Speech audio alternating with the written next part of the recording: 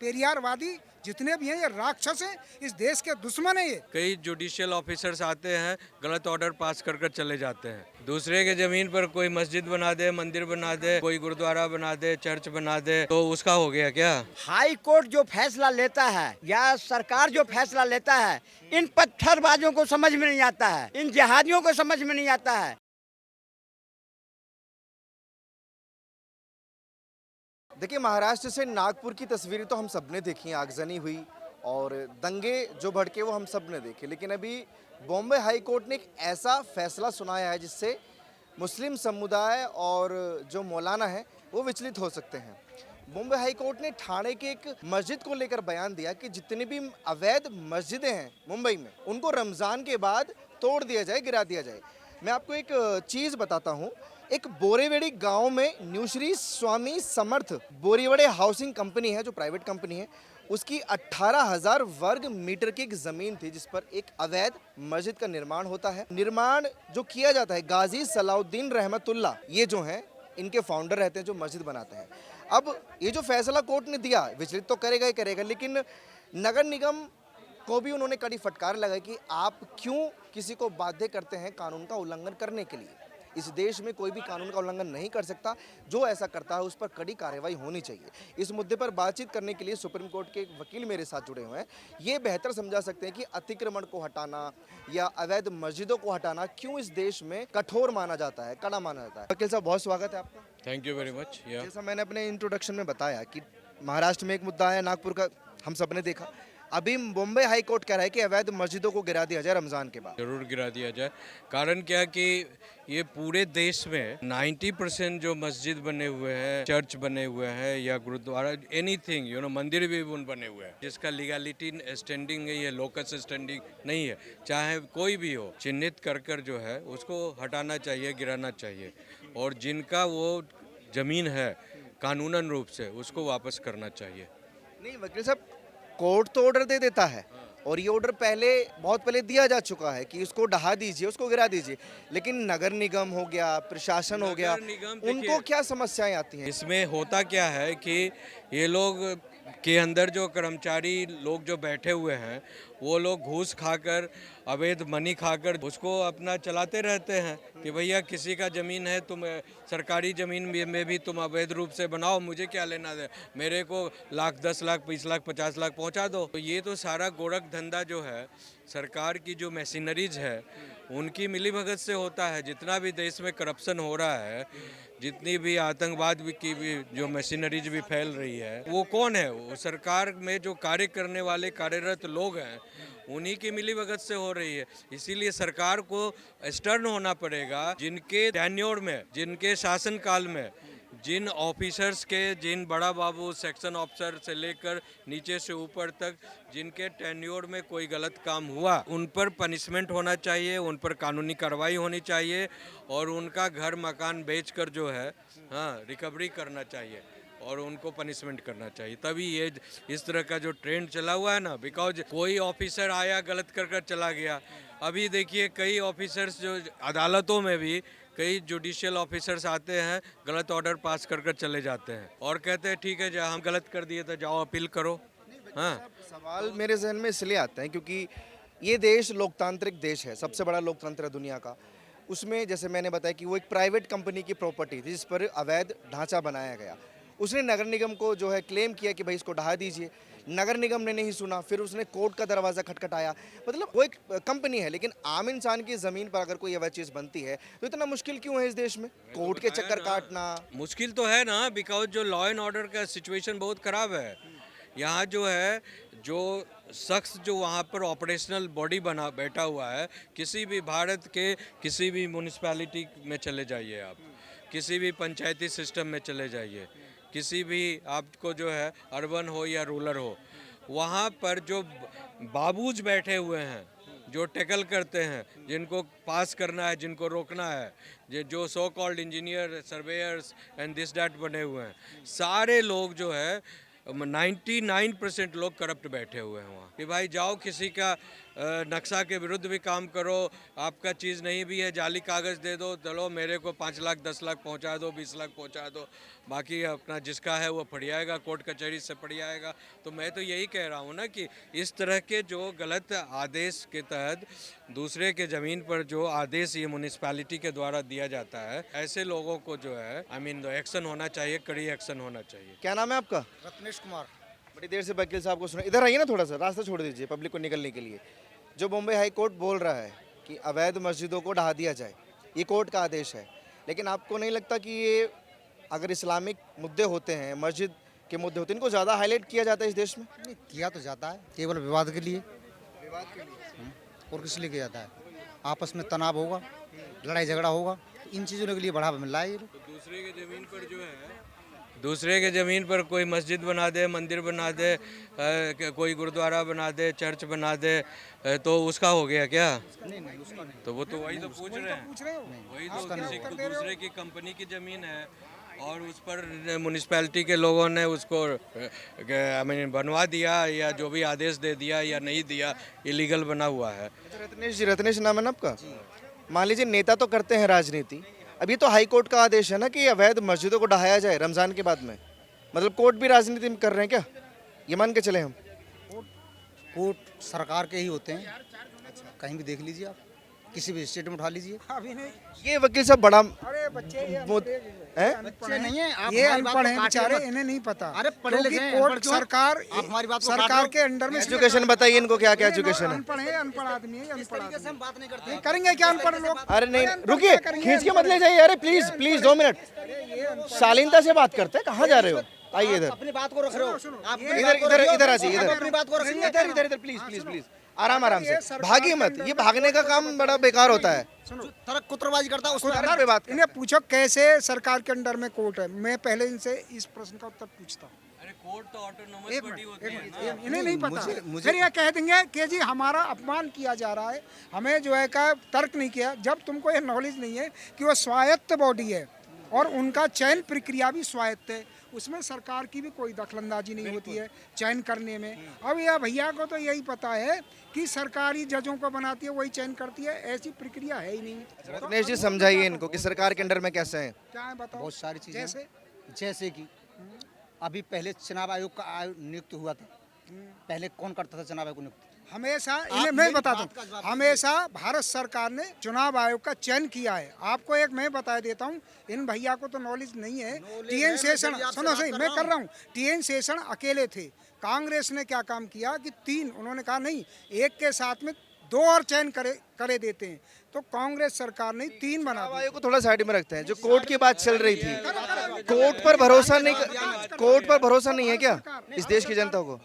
भरोसा कैसे होगा जब आप जैसे लोग ये बोलेंगे कि कोर्ट तो भैया बिके हुए हैं, कोर्ट तो सरकारी हैं। अब देखिए ये सुप्रीम कोर्ट के वकील हैं, ये वकील साहब बड़ा मिथ है, लोगों में बड़ा भ्रम है कि कोर्ट सरकार के अंडर काम करते हैं। स्पेशली एक समुदाय विशेष ये मान के बैठ गया देश में कि कोर्ट भारतीय जनता पार्टी के इशारों पर काम करता है। ये 100% 100 क्या 1000% रॉन्ग है।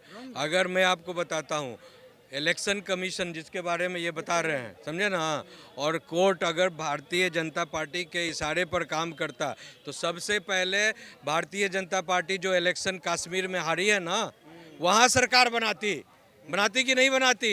हाँ समझे। और सुनिए ने वो बात, हाँ दूसरी बात, कोर्ट भारतीय जनता पार्टी के इशारे पर चलती। अभी कितने ऐसे जजमेंट हुए हैं जो भारत के कानून के खिलाफ, जो भारत जो सरकार चाहती थी उसके खिलाफ हुआ है। तो ऐसा ही आप कैसे, हाँ ये बात अगर आप कहोगे कि कांग्रेस स्पॉन्सर्ड बहुत सारे जजेज आए और गए, जैसे आपको मैं बताता हूँ सबसे बड़ा लाइव एग्जाम्पल, चारा घोटाला का केस चल रहा था करप्शन का जगन्नाथ मिश्रा के खिलाफ, तो उसमें एक जस्टिस बड़ा उल्ला जी थे, उनको अपॉइंट किया गया, हाई कोर्ट से रिटायर कर गए थे वो, रिटायर होने के बाद फिर से जो है उनको सुप्रीम कोर्ट में अपॉइंट किया गया। उनसे ऑर्डर पास करने के तुरंत बाद दूसरे दिन ही जो है फिर वो इस्तीफा दे दिए। एक ऑर्डर पास करने के लिए बने। कांग्रेस के जो मुख्यमंत्री थे तो इंदिरा गांधी के बहुत करीबी थे, 6 बार मुख्यमंत्री रहे थे वो। उसके बाद फिर वो राज्यसभा का मेंबर बन गया जाकर, समझे। कांग्रेस जाने का प्रयास इनको भी है और दर्शकों को भी कि क्या सुप्रीम कोर्ट हो गया या हाई कोर्ट हो गया वो सरकार के दबाव में फैसले लेता है क्या? आज नहीं ले रहा, पहले कांग्रेस के द्वारा देखिए 99% जो जजेज अभी भी हैं high courts and supreme courts में, समझे ना, सुप्रीम कोर्ट में, वो सारे लीगेसी उन्हीं जजेज का है जो कांग्रेस से इन्फ्लुएंस थे। उन्हीं के बच्चे जो है कॉलेजियम सिस्टम के थ्रू जो है उन्हीं के रिलेटिव, उन्हीं के जूनियर्स सारे लोग आते जाते रहते हैं। इसीलिए ये कहना कि ये जजेज जो हैं भाजपा के लोगों की बात सुनेंगे या भाजपा की सरकार जो सुनती ही नहीं है, करती ही नहीं है, होता ही नहीं है। रत्नेश जी मुझे एक बात बताइए, बड़ा आसान है कोर्ट पर ब्लेम कर देना, सरकार पर ब्लेम कर देना, लेकिन इन्होंने जो बताया वो क्या पॉसिबल है? ये इसका कोई सोल्यूशन है कि सब बिका हुआ है? नहीं क्या सर, करेंगे? बिका हुआ जो है वो लोग नहीं होता, ऐसा बात नहीं है। वो लोग अगर ईमानदारी से काम नहीं करेगा तो उन लोगों को सस्पेंड कर दिया जाएगा। मुद्दा पता है किस मुद्दे पे डिबेट चल रही है? सर बिहार का जो है सुने, ये लालू यादव और उनका जगन्नाथ मिश्रा जी का नाम ले रहे थे, चारा घोटाला का मुद्दे पर ये कर रहे थे बात, रेफरेंस में आप लिए उनका। मुद्दा मेरा मोटा मोटा ये है कि जो कोर्ट आदेश देता है कि अवैध मस्जिदों को तोड़ दिया जाए, इसमें क्या हिंदू मुस्लिम नैरेटिव दिखता है? ये कह रहे हैं कि हिंदू मुसलमान किया जा रहा है इस नैरेटिव से, कोर्ट बिका हुआ है। देखिए मैं क्या कर रहा हूँ, कोर्ट तो बिकाना है। सबसे पहले ये बात सुन लीजिए, बात रहा जो है हिंदू मुसलमान का, ये चीज जो है कदापि नहीं होना चाहिए। धर्म ना जात कीजिए, भारत के हर धर्म के सभी वर्गों के विकास की ही बात कीजिए। हर नेताओं को यही कहता हूँ, लेकिन यही काम कोई भी नेता नहीं करता। आप देख लीजिए जो है, पहले इतना हम लोग बच्चे थे, छोटे कोई थे, भी नेता है मोदी जी? कौन? विकास। सबका साथ सबका विकास। देखिए मोदी जी कह रहे हैं सबका साथ सबका विकास हो, लेकिन धर्म जात पर राजनीति कदापि ना चले भारत देश में। ये कर रहे हैं मोदी जी राजनीति। मोदी जी जो है, मोदी जी के मुंह से आज तक मैंने नहीं सुना हिंदू और मुसलमान करते सर। एक बार इनसे सुनना चाहता हूँ, आपकी जात क्या है? मैं सर इंडियन हूँ, मैं जात धर्म नहीं मानता हूँ, ठीक है। यही चाहिए, देखिए यही चाहिए। मैं क्या मैं यही बोला? सुनना चाह रहा था, सुनिए। आप जो कह रहे हो भैया कि जातिवाद, ये हाँ, जात पात, ये नहीं चलना ये चाहिए। जात पात भैया, हमें 60 साल तक हमें अंगूर दिए रखा, हाँ अंगूर दिए हमें रखा। जातियों में बांट के रखा। उसमें वक्फ बोर्ड, जिसके लिए आज संशोधन के बिल आ रहे हैं, उसको वक्फ बोर्ड दे दिया, ठीक है, शरीयत दे दी भैया। सुनते एक मिनट भाई साहब, वक्फ बोर्ड दे दिया, शरीयत दे दी भैया, 3 तलाक जो भी दे दी, माइनॉरिटी दे दी भैया, सब्सिडी दे दी। हमें समझना चाहिए, क्योंकि हमें भारत को आगे ले जाना है, हमें बिल्कुल आगे ले जाना चाहिए। मैं तो केवल अब तो आपसे 2 मिनट की बात कर जाओ, रहा नहीं तो देश तबाह हो महंगाई जाएगा। और बेरोजगारी महंगाई में सबसे देश में सबसे बड़ा मुद्दा है। अगर चमचे और कुछ नहीं बोल पाते तो महंगाई, अब बेरोजगारी। मुद्दे का सोल्यूशन तो जान लो। देखिए बेरोजगारी महंगाई- क्यों फोन नहीं है रहेगा? आपके पास? आदमी सुबह फोन? उठेगा वो काम करने जाएगा। फोन है? 2014 से पहले तुम्हारी हिम्मत थी लेने की, नेट फ्री करने की, तुम्हारी बात करने की हिम्मत थी। पड़ोसियों के घर पे तुम जाया करते थे, तुम पड़ोसियों के घर में हाँ हेलो अपनी चाची बुआ के हिसाब पिलाप पूछने जाया करते थे। आपके हिसाब से आपने कोर्ट पे जो बोला, क्या वाकई हिंदू मुस्लिम की राजनीति हो रही है? मुसलमान को प्रताड़ित किया जा रहा है? कोर्ट भी दबाव में काम कर रहा है।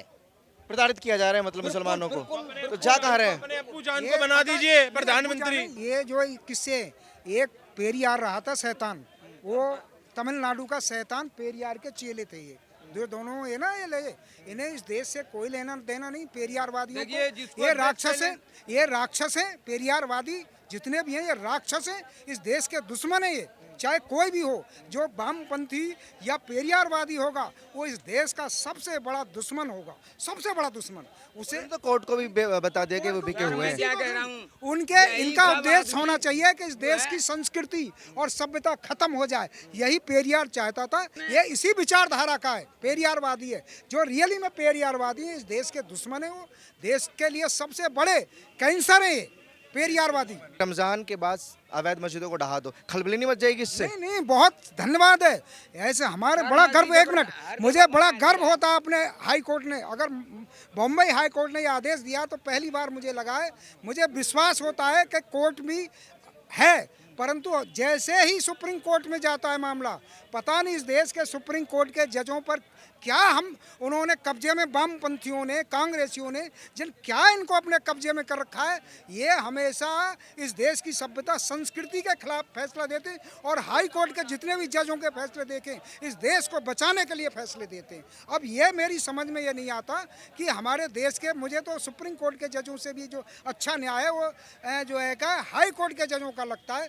ऐसे ही कोर्ट के जो जज हैं वो हमारे सुप्रीम कोर्ट में भर्ती होने चाहिए।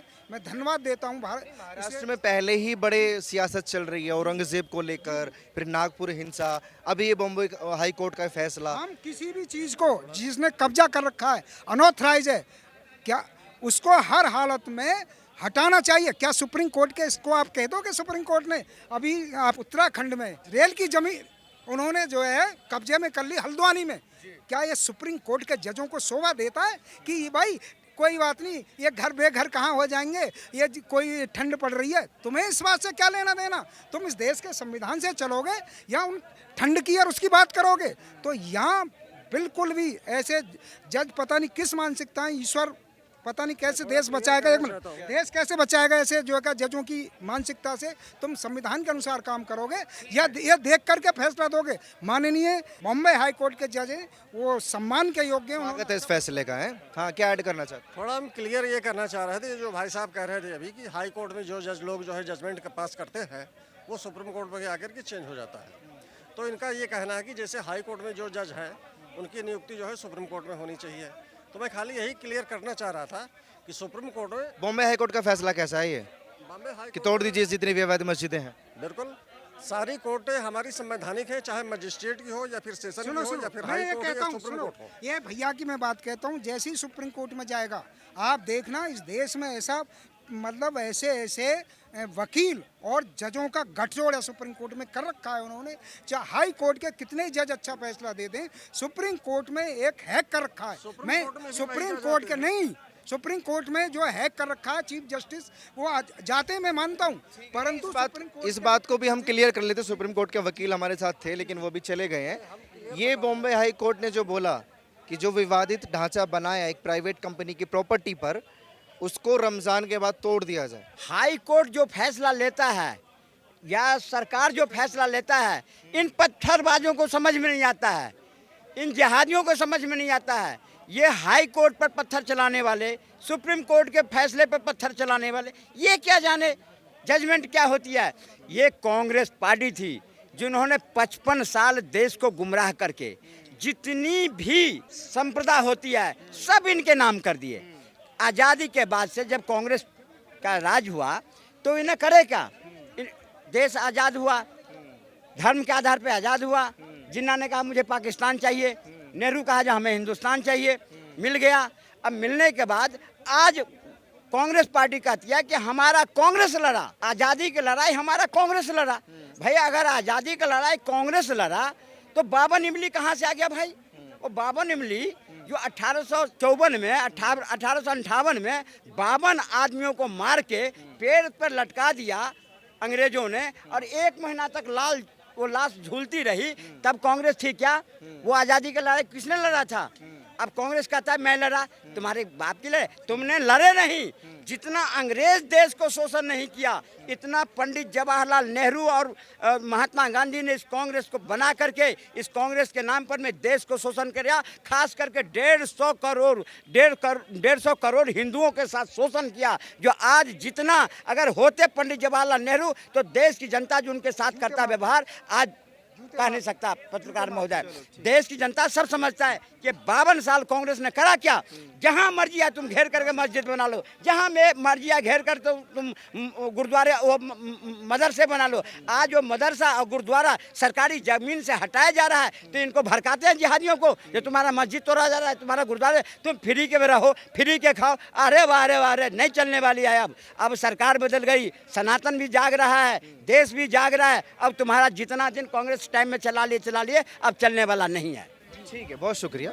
लोगों से राय ले रहे थे कि जो महाराष्ट्र के ठाणे क्षेत्र में जो एक गांव है बोरीवडे गांव, उसमें स्वामी समर्थ बोरीवडे हाउसिंग नाम से प्राइवेट कंपनी थी, जिसकी ज़मीन पर अवैध मस्जिद का निर्माण होता है और उन्होंने शिकायत की नगर निगम को, लेकिन नगर निगम ने कोई जो है कार्रवाई नहीं की, इसलिए उन्होंने कोर्ट का रुख अपनाया और कोर्ट ने कड़ी फटकार नगर निगम को लगाई और ये आदेश दिया कि रमज़ान के बाद उस मस्जिद को तोड़ दिया जाए।